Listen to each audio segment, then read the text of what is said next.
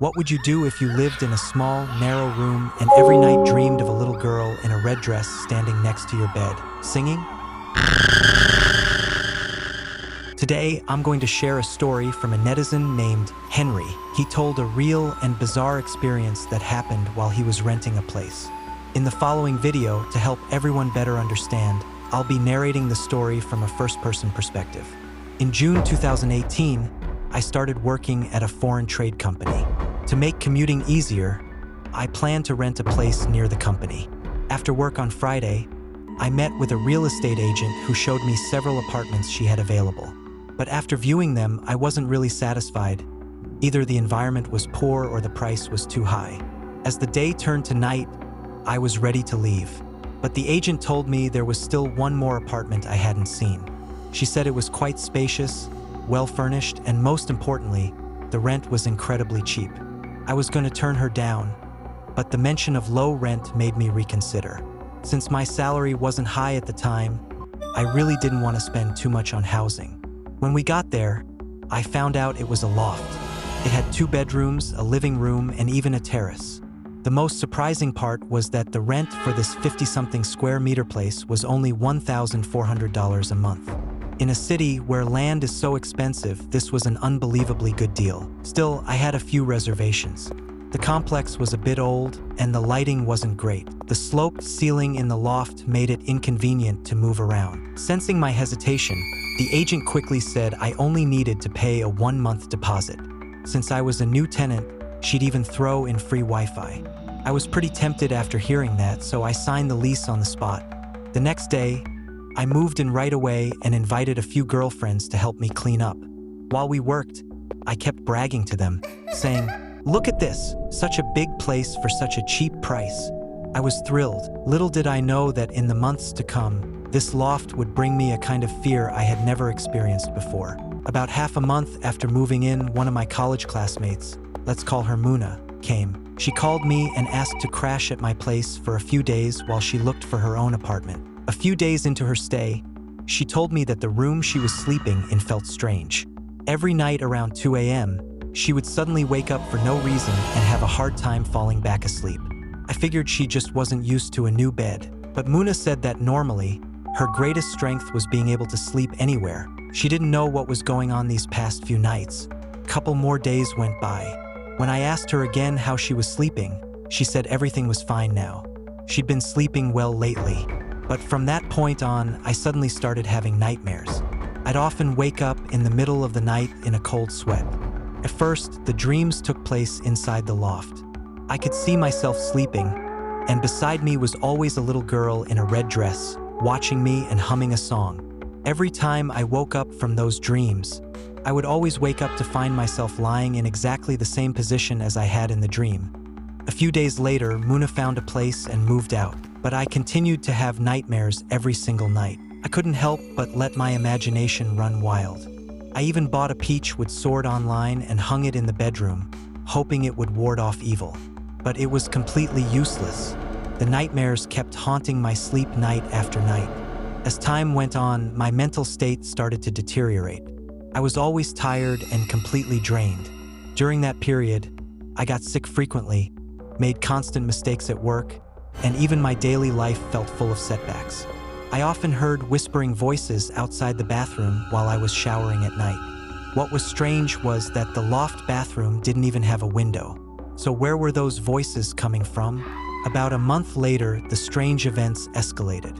I started noticing that items in the apartment would mysteriously move on their own. For example, I'd hang my jacket on the rack, but after waking up, I'd find it folded in my bedroom closet.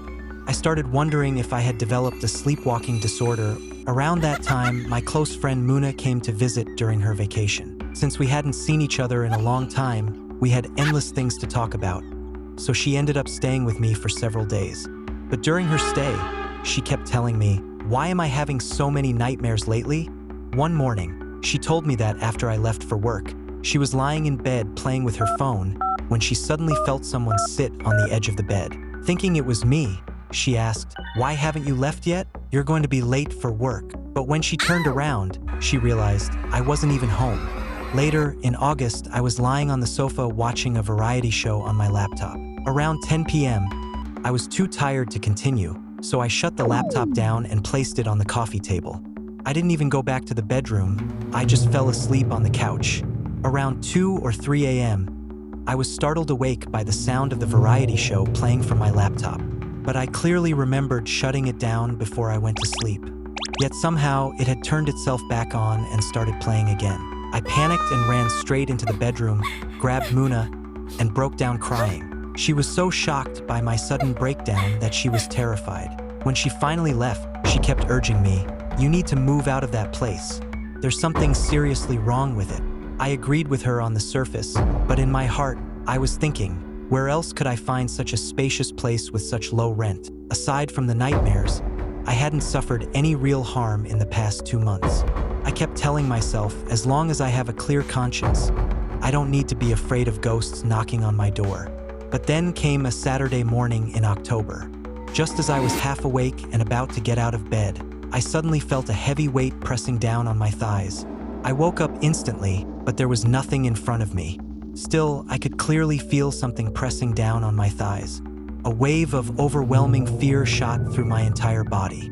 I was trembling uncontrollably, but my mind remained clear. I knew I had to do something.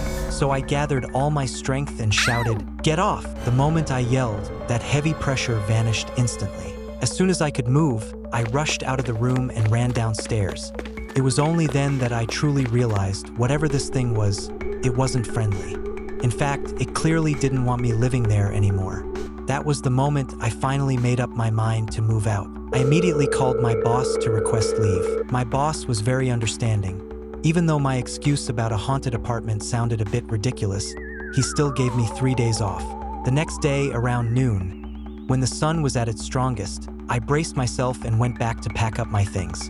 As soon as I stepped into the building's stairwell, I was overcome by a terrifying silence that made my whole body tremble uncontrollably. I just wanted to gather my stuff as quickly as possible and get out. When I reached out to grab the suitcase from the top of the wardrobe, just as I was about to go get a stool, the suitcase suddenly fell down on its own. I stood there frozen, my legs shaking. I didn't even bother to take anything with me. I turned and ran out immediately. In the end, I got a few male colleagues to help me move. Thankfully, nothing weird happened during the move. After everything I'd experienced, I no longer dared to be tempted by low rent. My new apartment was small and expensive, but it had good lighting, and the community was always bustling with people. A long time later, I happened to pass by that old complex again.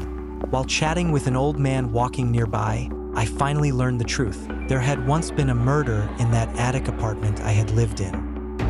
If you're in a stairwell late at night and you can never seem to reach the floor where your apartment is, unable to return home, what would you do? Today's story is a submission from a fan named Sandra. It recounts a true, bizarre experience they had a few years ago with their ex-boyfriend. To make the story more vivid and easier to understand, I'll narrate it in the first person. My ex-boyfriend and I were college classmates. In 2018, right after we graduated, we both started working. Since we were new to the workforce, our income wasn't high, but we both wanted a certain quality of life, so we decided to rent a one-bedroom apartment in a high-end neighborhood in Harbin on a monthly basis. After paying the rent, we were left with barely any money. To ease our financial burden, my boyfriend's parents planned to buy us a home. At the time, our relationship was very good, and we were planning to get married the following year. So this home would also become our future marital residence. However, new apartments were quite expensive back then and located far from where we worked. After weighing the pros and cons, we decided to buy a second-hand apartment in the same upscale community we were renting in. Although it was a resale unit, it had a high cost-performance ratio because the original apartments came with quality renovations. We found a unit online that we were satisfied with in terms of both price and floor level. When we reached the designated floor, we noticed that several doors had talismans posted on them. The agent explained these were for attracting wealth. My boyfriend and I didn't think much of it at the time. We just assumed the previous owners were superstitious. After we bought the place, We adopted a 1-year-old golden retriever from a friend and named him Jack. Back then, we were both night owls, especially my boyfriend, who often stayed up until 1 or 2 a.m. Because of that, we usually walked the dog around 10 p.m. when the neighborhood was quiet and Jack could run around freely. If it was too late, we'd take him to the underground parking garage or stairwell to let him play. We made sure she got plenty of activity every day. This incident happened around midnight one night. We were cleaning the apartment and had just finished mopping the floors. My boyfriend noticed that the living room floor was still damp, so he opened the door to let the air circulate and help it dry. He forgot that Jack might slip out through the open door. When I went to close it, I realized he was already gone. We lived on the 8th floor, about halfway up the building. My boyfriend and I split up to search the stairwell. He went upstairs, I went down. I checked each floor carefully. When I got to the ground floor, I didn't see Jack anywhere, and the building's entrance was shut, so she definitely couldn't have gotten out. I quickly called my boyfriend. He said he had already searched the top floor and hadn't seen Jack. I told him, "Let's search again. Maybe she's just sitting near someone's door." After hanging up, I continued searching. A few minutes later, I reached the 7th floor and still didn't see her. I called my boyfriend again to ask where he was, and he said he had just reached the 2nd floor. At that moment, I was completely baffled. There's only one stairwell in the building, and I had checked every floor thoroughly. The fire doors on each floor's entryway were all closed. How could my boyfriend and I have missed each other? Feeling a bit annoyed, I said, "I'm coming down to meet you. Don't hang up, just keep heading up." But by the time I had reached the 2nd floor, I still didn't see him. Then suddenly, his voice came through the phone saying he had already reached the 5th floor. At that moment, a scene from a horror movie I'd once seen popped into my head about a couple in a parking garage. Even though they were just steps apart, they couldn't see each other. I couldn't help but shiver all over. I didn't want to worry my boyfriend, so I forced myself to sound calm and said, "I'm heading home first. You keep looking carefully." After hanging up, I realized my legs had gone weak. They no longer obeyed me. Forcing down the fear inside, I started climbing back up toward the 8th floor, one slow, agonizing step at a time.